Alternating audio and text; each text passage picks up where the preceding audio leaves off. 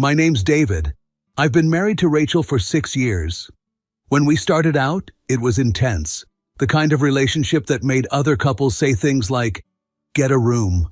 We were inseparable, always talking, always finding some excuse to be near each other. I used to catch her watching me when she thought I wasn't looking, and she'd just smile like she knew some secret I didn't. But that version of us felt like it lived in another life. Somewhere along the way, things shifted.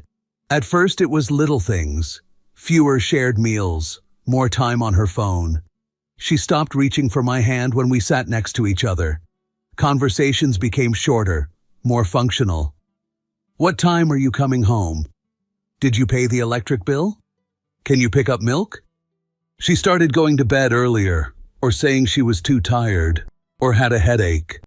I'd lie awake sometimes and watch the light from her screen reflecting on her face as she scrolled through Instagram or TikTok, completely disconnected from the man lying next to her.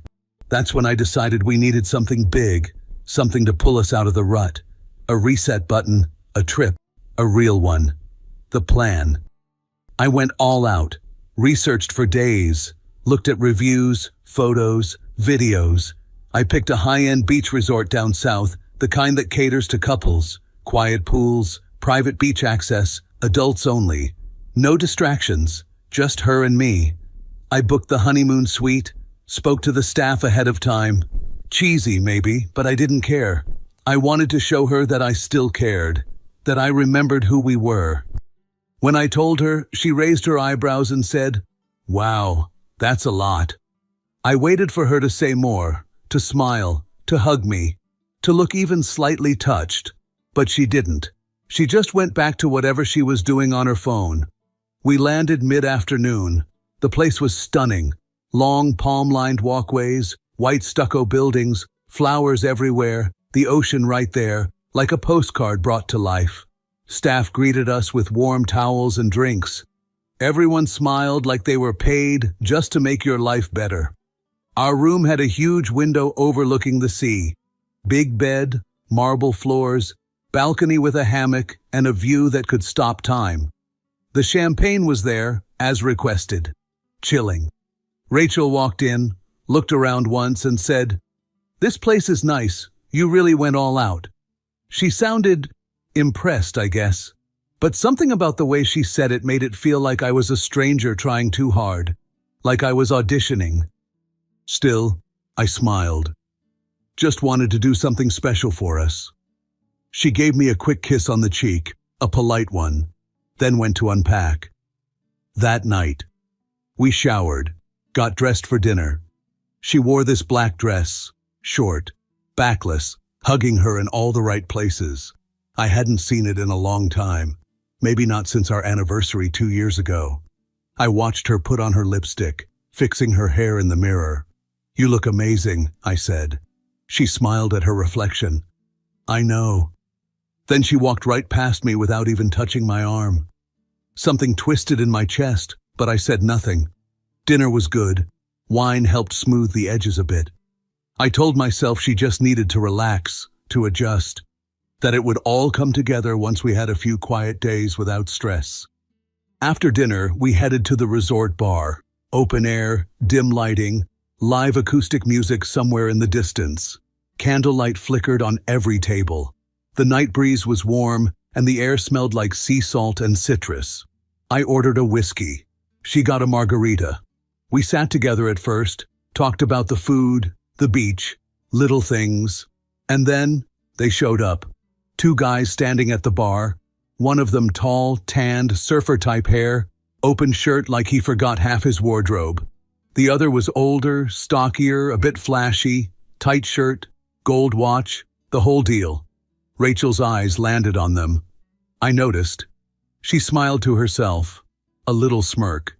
Then she leaned toward me and said, "I think I'm going to ask the bartender what kind of tequila they use. This margarita tastes different, in a good way." Before I could respond, she was already standing up, taking her drink with her.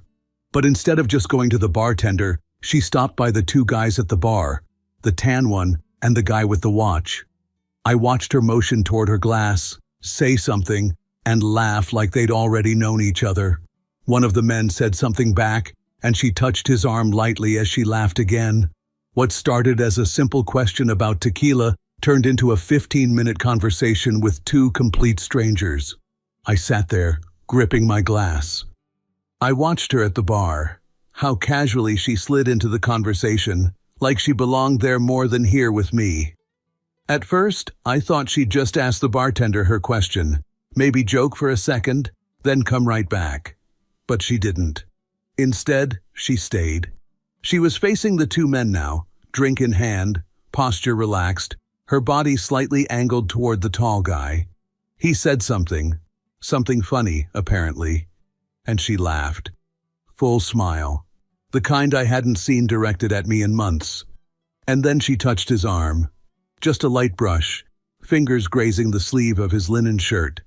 But it hit me like a slap. I looked around the bar. No one else seemed to think it was strange.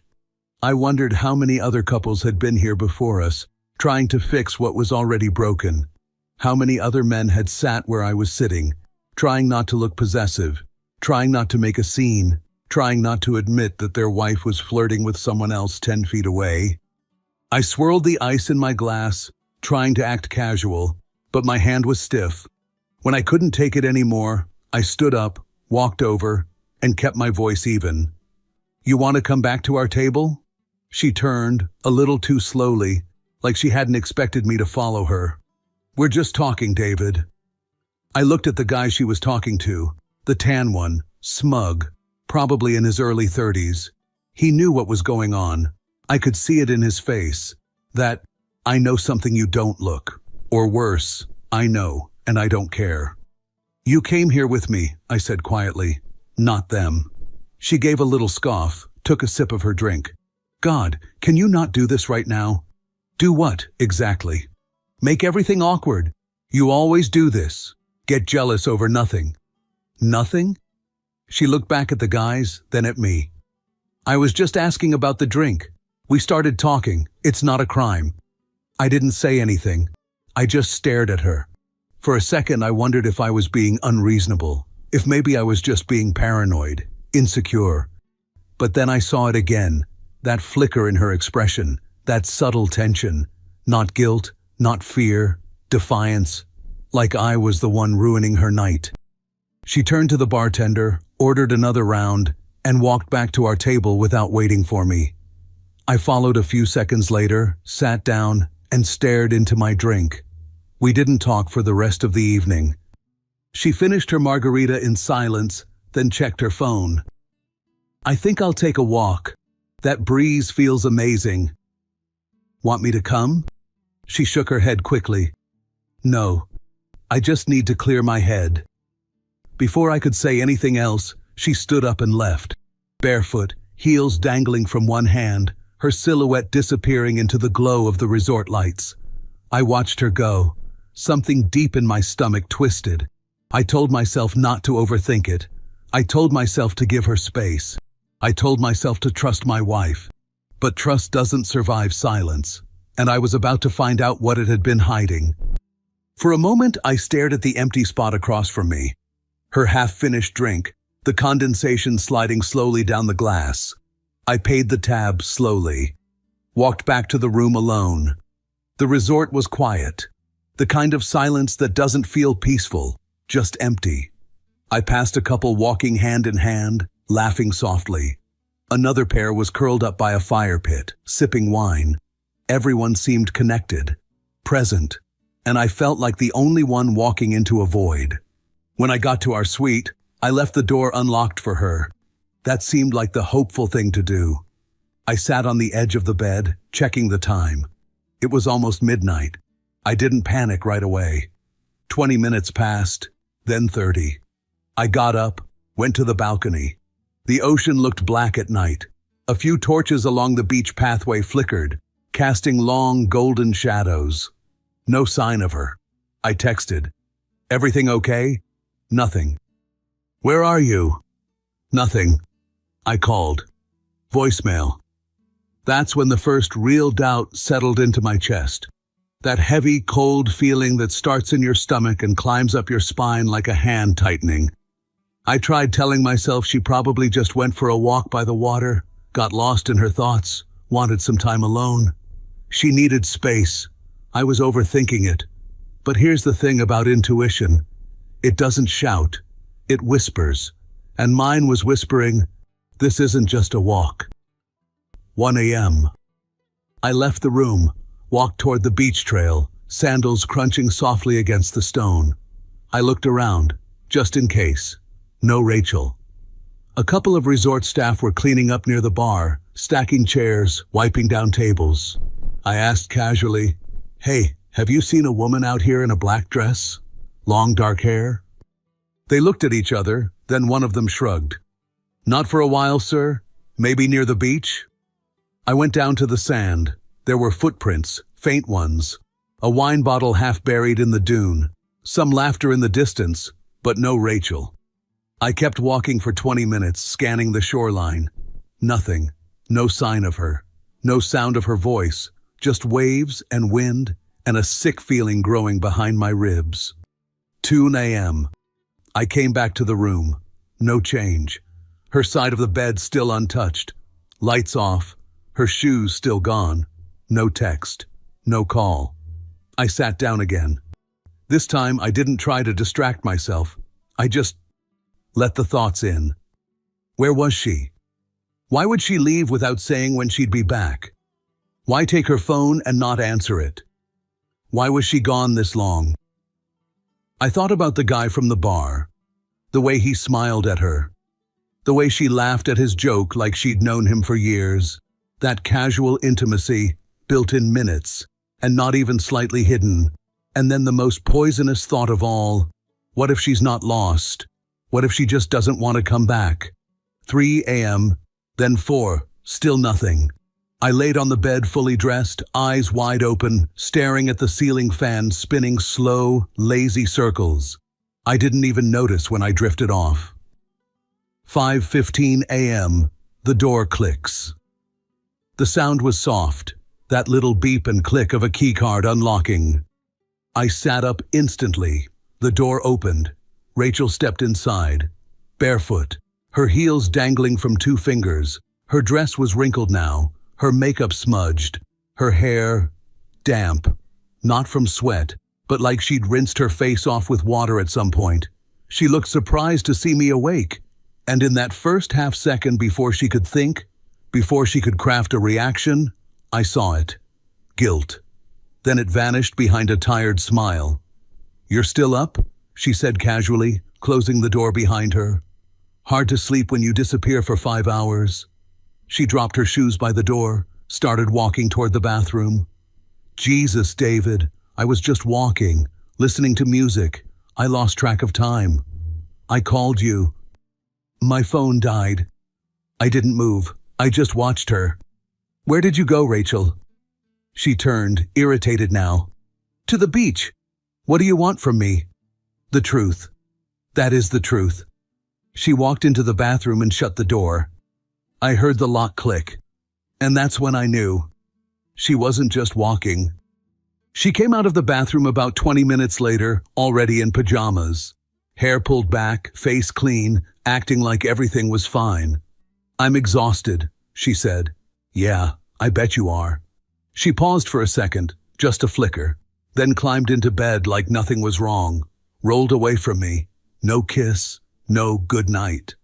I lay beside her, fully awake, my heart pounding so hard I could hear it in my ears.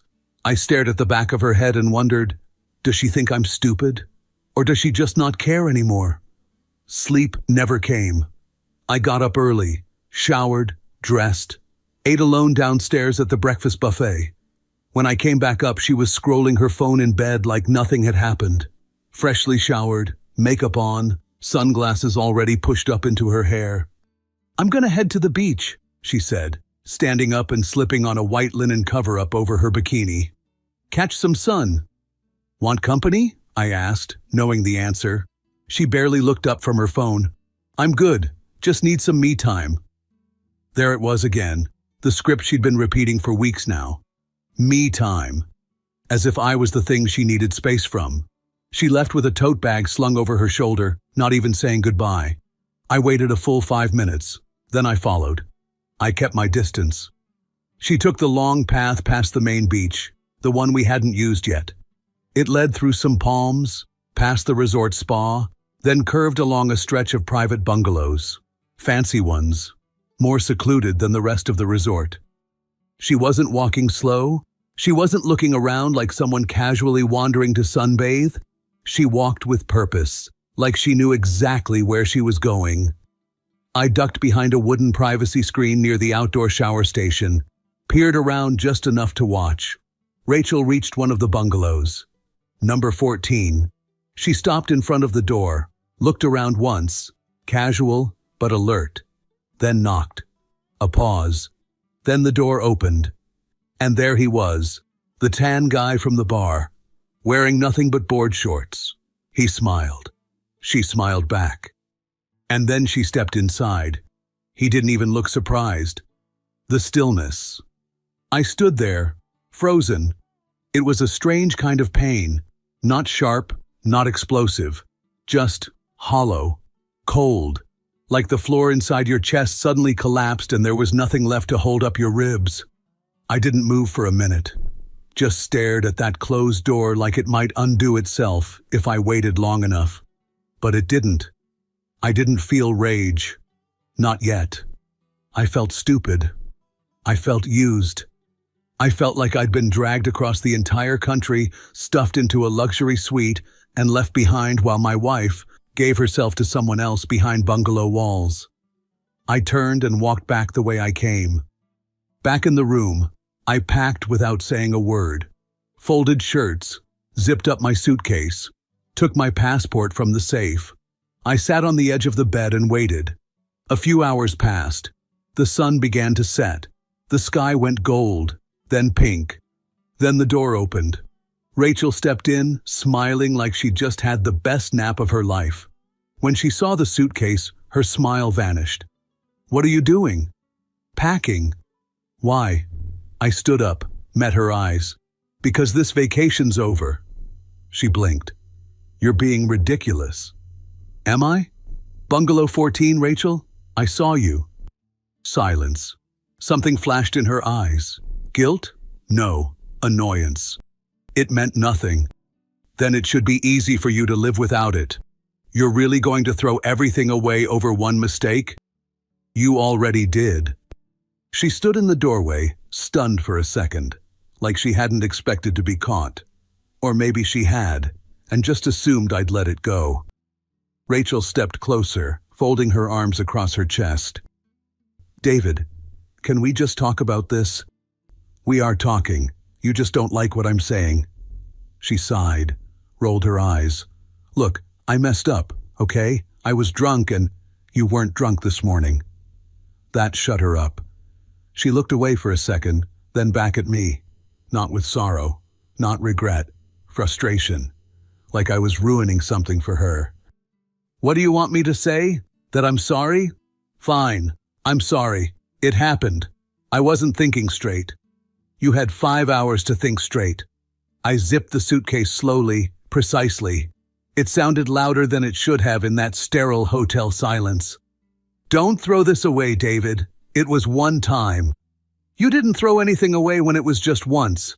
You threw it away when you lied to my face. Twice. When you walked out that door last night knowing what you were about to do. When you looked at me this morning and pretended nothing happened." Her expression changed. Something flickered. Panic, maybe. But she covered it quickly. "Where are you going?" "Home." "David, don't be dramatic." I laughed. Cold. Short. "I think dramatic is sneaking off to sleep with a stranger on your husband's vacation." She followed me out of the room, down the hallway. "David, come on, please." She wasn't yelling. That's what struck me most. Her voice wasn't panicked. It was measured, controlled. She didn't want me back. She wanted to manage the situation. I turned to her at the elevator. "You cheated. You lied. You humiliated me. And now you want to negotiate?" The elevator doors opened. "You can enjoy the rest of the trip." "You're really going to leave?" Rachel, I left the second you opened that door for him, and I stepped inside. The doors closed. And with them, so did everything else. I didn't cry on the flight. I didn't drink. I just stared out the window and replayed the last 48 hours over and over, like watching a house collapse in slow motion. I got home late that night. The apartment felt smaller than I remembered, darker, colder. Familiar things suddenly looked foreign. The couch we picked out together, the framed photo from our 3rd anniversary still hanging in the hallway, her coat on the rack, her perfume faint in the bedroom air. I sat on the edge of the bed in silence. The space beside me felt like a grave. I didn't sleep. I just sat there, listening to the refrigerator hum. By morning, I knew exactly what I had to do. I called a lawyer. I didn't hesitate, didn't pace the floor or second-guess myself. I'd done all the doubting in the past year. Now, I was done. The woman on the other end of the line had a calm, practiced voice. She walked me through the first steps, what documents I'd need, how long it might take. She asked if there were any kids. I said no. "That makes things simpler," she said gently. I didn't respond. I just nodded to myself and said, "Let's get started." Her first text came that afternoon. "Rachel, hey, can we talk? Please?" Then another. "I messed up. I know that, but I'm so confused. I don't want to lose you." Then the calls started. At first, I ignored them. She emailed next. "Can we please talk about this before you do something we both regret?" Something we regret. Not something she regrets. Not, "I'm sorry." Not, "I never meant to hurt you." Just deflection. Damage control. Word games. The thing is, she never denied it. Never said, "It wasn't what it looked like." Never said, "I made a horrible mistake." She never fought for me. She fought to avoid the consequences. And that was the clearest answer of all. She didn't try to fix what she broke. She tried to glue the pieces together without even cleaning the mess. Some part of me thought this would be harder, that I'd fall apart, that I'd miss her. But I didn't. I missed the version of her I thought still existed. The woman who smiled at me in the kitchen while pouring coffee. The one who used to dance barefoot in the living room just to make me laugh. The one who made me believe in something permanent. But that version of her? She'd been gone long before the beach. And now, I was finally catching up. I signed the divorce paperwork the same week. When the lawyer asked if I wanted to leave room for reconciliation, I said, no, not even a footnote. She came back 3 days later. I heard her key in the lock while I was sitting in the kitchen, the blinds half closed, sunlight slicing across the table in narrow beams. The apartment was clean, too clean. I'd spent hours the night before clearing it, not just from clutter, but from her. Her shoes were gone from the hallway, her toothbrush tossed, her perfume bottles boxed. The only thing I hadn't touched yet was the photo in the hallway. Us, smiling, younger, unaware of what would come. I didn't get up when the door opened.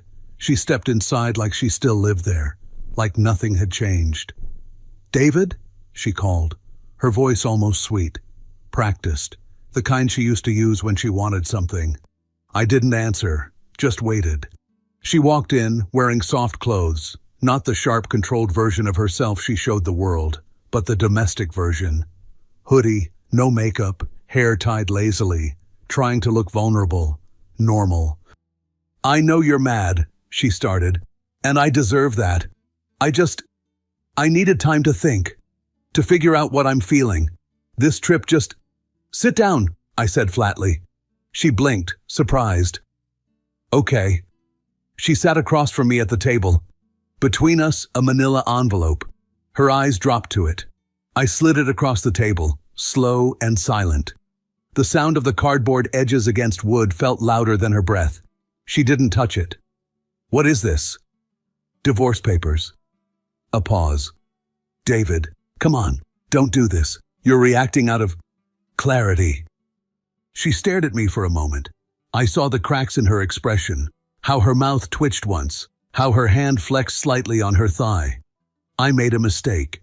"No, you made a choice." I didn't mean for it to go that far. But it did, and you didn't stop. Still, she didn't touch the envelope. Can't we talk about this like adults? I'm not yelling. I'm not throwing anything. I'm giving you the papers. That's as adult as it gets. She pushed the envelope slightly back, eyes narrow now. This isn't you. You don't just give up. You're right. I used to fight for us, but I realized I was fighting alone. She went quiet. Then tried again, this time lower, softer. David, we've been together 6 years, and I deserved 6 years of honesty. I stood up. That scared her more than anything I'd said, because she realized then I wasn't bluffing. I wasn't waiting for her to cry. I wasn't giving her a script to follow so she could be forgiven. I was done. You can sign it now or take it with you. I really don't care. She opened her mouth, closed it, looked down at the envelope like it was a live wire. What am I supposed to say to this? Nothing. This conversation's over. I walked past her, and for the first time in years, I didn't feel like I was leaving something behind. I felt like I was walking out of a burning house and finally breathing clean air. She didn't say anything for a long time, just sat there, shoulders curled slightly inward, her fingers tracing the edge of the envelope like it might vanish if she waited long enough. I didn't speak either. I gave her the silence she had so often given me. Then finally she stood up. Her chair scraped softly against the floor, a quiet final sound. She looked at me once more. Her eyes weren't angry, not manipulative, just tired. I thought you'd forgive me, she said. I didn't answer, because that was the problem. She didn't come back to save us. She came back expecting to be forgiven. She wanted the reset button, the clean slate, without earning either. And now she understood. That version of me, the one who waited, hoped, begged, he was gone. She picked up the envelope, pressed it to her chest like something precious or poisonous, walked to the door, paused. If you ever change your mind, I won't. Not cruel, not cold, just true. She nodded once. No more words. Then she opened the door, stepped out, pulled it shut behind her. No slam, no drama, just a quiet, final click. And in that stillness, for the first time in years, I realized something simple. She was finally gone, and I was finally free. The divorce went through 2 months later, clean, uncontested. She didn't fight it, didn't drag it out, didn't show up in court. She signed the papers and mailed them back without a note. Maybe she thought I'd call, that the finality of it would shake me, that I'd panic at the last second and beg her to reconsider. But I didn't. I'd already done all my grieving before the ink dried. The day it became official, I remember the exact moment the email came in from my lawyer. Your divorce is finalized. You're free to move forward. I read it twice, not because I didn't believe it, but because those last words hit harder than I expected. You're free to move forward. It wasn't about freedom from her. It was freedom from the weight I'd carried alone for years, from the self-blame, from trying to be enough for someone who had already checked out. I just closed the laptop, got up, opened a window, and stood there for a long time, breathing air that finally felt mine. She moved cities. I heard through a mutual friend that she got a new job, a new haircut, and started posting poetic quotes about healing on Instagram. Good for her. I wasn't angry anymore. I wasn't waiting for her apology or her downfall. I didn't need revenge. I didn't need closure. I had the only thing that ever really mattered: clarity. These days, I work. I sleep. I cook. I laugh. I wake up without dread in my chest. I drink my coffee while the sun comes in through the kitchen blinds. And no part of me feels lesser for being alone. If anyone asks what happened, I just say, we grew in different directions. What I don't say is, she cheated. I walked away. I chose myself. Because that part isn't pain anymore. It's just truth. And some truths don't hurt. They heal.